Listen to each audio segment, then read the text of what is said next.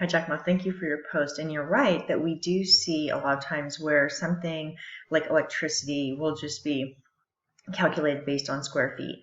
But that can be really problematic because if we have a situation where we have 100 square feet for the MRI area and 100 square feet for PT, they would be allocated the same amount for electricity, but I'm pretty confident that your MRI machine is going to use a lot more electricity than a physical therapy appointment, regardless of what is used during that appointment.